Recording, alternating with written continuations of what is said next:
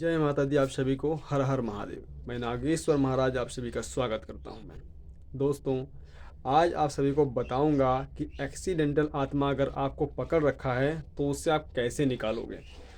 बहुत सारी जगहों पर आपने देखा होगा कि जो एक्सीडेंटल आत्माएं होती हैं, वो जो प्रेत होते हैं, भूत जो होते हैं, वो बहुत भयंकर रूप से होते हैं।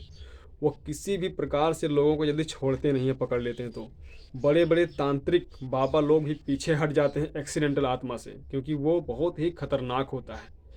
और इसमें उसके अगर एक्सीडेंट उसका हुआ होता है तो उसके हाथ पैर कट जाते हैं या उसका सिर ही गायब हो जाता है। तो इस प्रकार वो बहुत प्रचंड रूप से हो जाता है। वो कच्ची मौत मरा हुआ होता है तो इससे और भी प्रचंड रूप ले लेता है। तो ऐसी आत्माओं को निकालना हर किसी बाबा की बस की बात नहीं होती। हाँ, बहुत सारे बाबा लोग निकाल लेते हैं, लेकिन जो गांव में जो छोटे छोटे तांत्रिक लोग होते हैं वो पीछे हट जाते हैं, या फिर और भी कोई नहीं निकाल पाता है। तो आपको समझना चाहिए कि ये कितना भयंकर रूप से होता है। ठीक है, तो मैं आपको पहले ये बताऊंगा कि आप कैसे समझोगे कि आपके ऊपर एक्सीडेंटल आत्मा का साया है या फिर उसने आपको पकड़ रखा है। पहले उसके लक्षण मैं आपको बताता हूँ, ठीक है, फिर आपको निकालने के तरीके भी मैं बताऊंगा। आप जब ऐसी आत्माओं के गिरफ्त में आ जाते हो, जब आपका साया ऐसी आत्माओं का पड़ जाता है, आपके ऊपर साया पड़ जाता है आत्माओं का ऐसी, तो आपको कौन कौन से लक्षण दिखाई देते हैं।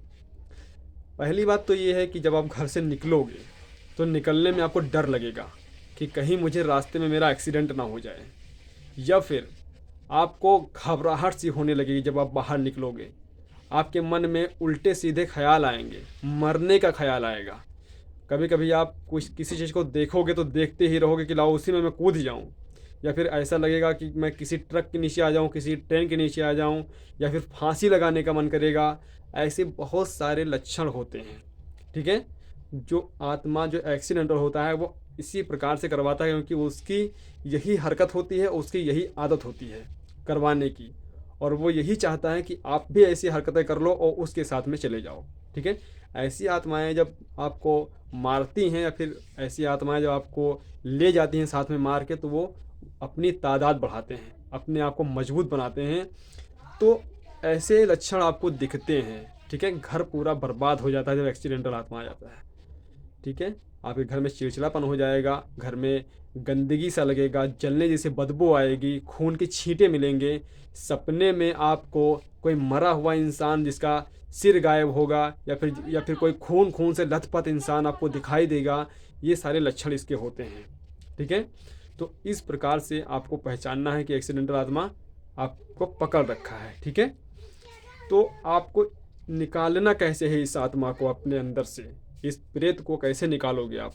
इसका एक तोड़ है मेरे पास जिससे आप निकाल सकते हो बड़े आसानी से। ठीक है, ये नींबू देखिए आप, इस नींबू में आपको एक निशान मिलेगा। ये देखिए, मैंने इसमें पेन से निशान मार रखा है। ठीक है, इसमें मैंने पेन से निशान मार रखा है। और आपको करना क्या है, ऐसा आपको एक नींबू देखना है मार्केट में। मतलब कई सारे नींबू, जब 100-200 नींबू को आप देखोगे तो उसमें ऐसा एक नींबू आपको मिल जाएगा जो जैसे ही पेन का निशान लगाए ना, इस प्रकार से उसमें उभरा हुआ आपको बना रहेगा। उसमें देखना आप, उभरा हुआ बना रहेगा, मतलब उसको जुबान वाला नींबू बोलते हैं। इस जैसे ये बना हुआ ना, इसमें वो उभरा उभरा दिखेगा आपको। एक ही साइड में उभरा रहता है, दोनों साइड में नहीं रहता, एक ही साइड में वो उभरा हुआ रहता है। तो ऐसा आपको एक नींबू लाना है, और उस नींबू से आपको सारे कार्य करने हैं। और उसमें आपको टॉक्स पिन लाना है, जो कापी किताबों में लगाया जाता है ना, वो पिन जो जिसमें पन्ने को एक एक दूसरे में जोड़ दिया जाता है, वो पिन आपको लेकर आना है, जो कापी किताब की दुकान पे मिल जाता है। वो पिन आपको लाना है। और इस नींबू के जहाँ तक ये जुबान होता है ना, वहीं तक आपको इसको काटना है। इसको पूरा नींबू नहीं काटना है, जहाँ से ये बना होगा निशान उसी हिस्से को आपको काटना है। काटने के बाद फिर इसको थोड़ा सा फैला देना है। फैलाने के बाद क्या करना है, आपको लेना है 2 लौंग। 2 लौंग लेना है। और जो ये अनामिका उंगली होती है ना, दाहिने हाथ की ये वाली उंगली अनामिका जिसमें अंगूठी पहनाते हैं, इसमें आपको थोड़ा सा पिन चुभाना है। पिन आपको चुभा देना है इसमें। जिस इंसान के ऊपर ये दिक्कत होगी, परेशानी होगी, उसके अंदर आपको ये पिन चुभाना है। पिन चुभाने के बाद उसमें से थोड़ा ब्लड आपको लेना है, और 2 लौंग आपको लेने हैं। तो 2 लौंग जो होगा उसके फूल पे उसका ब्लड लगाना है। मतलब वो जो उसके हाथ से खून निकलेगा उस खून को उस दोनों लौंग पे आपको लगाने हैं। लगाने के बाद फिर आपको इसी नींबू के अंदर उसको रख देना है। रखने के बाद फिर आपको टॉक्सपिन से इसको लगा देना है। मतलब आपको 21 जो टॉक्सपिन होगा उसको पूरे में आपको चुभा देना है। मतलब उसको इस टॉक्सपिन से उसको बंद कर देना है, उसके मुंह को। ठीक है, ऐसा करने के बाद फिर आपको एक मंत्र पढ़ना है। मंत्र क्या है? जो बंदा उतारा करेगा दूसरे बंदे के ऊपर से, जिसको परेशानी होगी उसके ऊपर से आपको ये क्रिया अगर करनी है तो पहले आप एक नींबू एक जायफल को आप अपने जेब में रख लेना। रखने से पहले ओम श्री भैरवाय नमः, ओम श्री भैरवाय नमः बोलते हुए उस नींबू पे जायफल पे आपको फूंक मार देना है। फूंक मारने के बाद फिर उसको आपको अपने जेब में रख लेना है। तब आपको ये उतारा करना है। ठीक है, जिस इंसान के ऊपर दिक्कत होगी, परेशानी होगी, तब उसके ऊपर से ये उतारा आपको करना है, वरना वो आत्मा का जो असर होगा वो आपके ऊपर भी आ सकता है। उसके ऊपर से निकालना शुरू करोगे तो वो पहले ही निकालने से पहले ही आपके अंदर घुस जाएगा, तो आप निकाल नहीं पाओगे। तो ये क्रिया करने से पहले आपको एक जायफल एक नींबू अपने जेब में रख लेना है। ठीक है, उसके बाद आपको ये तैयार करना है, उसको चीरना है, खून निकालना है, लौंग पे लगाना है, लौंग उसके अंदर डालना, टॉक्सपिन 21 टॉक्सपिन से उसको बंद करना है। बंद करने के बाद फिर आपको उसी इंसान के ऊपर से एक मंत्र पढ़ना है। मंत्र क्या है? ओम श्री दक्षिण महाकालिकाय नमः। मंत्र है ओम श्री दक्षिण महाकालिकाय नमः। ये मंत्र है। इस मंत्र से उसके ऊपर से 7 बार क्लॉक वाइज आपको घुमाना है। मतलब जिस तरफ से सूरज घूमता है ना, उस प्रकार से आपको उसके ऊपर से 7 बार उतारा करना है।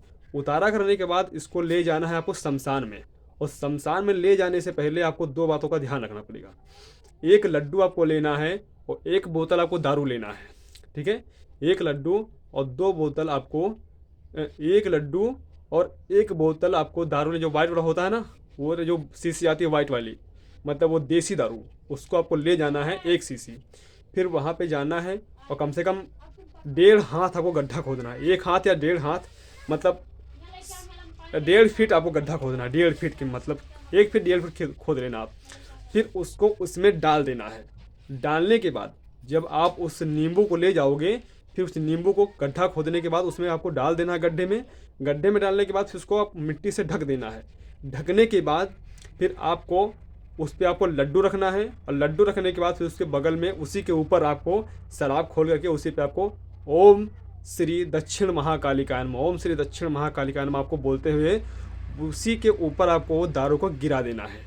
गिराने के बाद फिर आपको जो आपने नींबू जायफल रखा है ना, उससे आपको जब आप शमशान के बाहर निकलना, जब आप शमशान घाट से जब आप बाहर निकलोगे तो वहीं पर आपको ओम श्री भैरवाय नमः, ओम श्री भैरवाय नमः आपको 7 बार नींबू जायफल से उतारा करके चाकू साथ में ले जाना और उसको कट करके फिर उसी में वापस अपने पीछे अपने ऊपर से उसी में वापस फेंक देना शमशान घाट में। ठीक है, या फिर वहीं पर फेंक देना। फिर आप अपने घर चले जाना। और ये जो तंत्र होगा, जो प्रेत होगा, ये दक्षिण महाकाली माता के अंडर में चला जाएगा शमशान में। और जो प्रेत शमशान में चला जाता है, दक्षिण महाकाली माता के हाथों में चला जाता है, वो दोबारा लौटकर नहीं आता। ठीक है, ये तरीका है निकालने का। और इस तरीके से आप निकालोगे तो कोई भी आत्मा जो होगा एक्सीडेंटल, जो लक्षण मैंने बताया वो लक्षण दिखाई दे तो यही कार्य कर लेना, आप ठीक हो जाओगे। ठीक है, तो इस प्रकार से आपको करना है कार्य।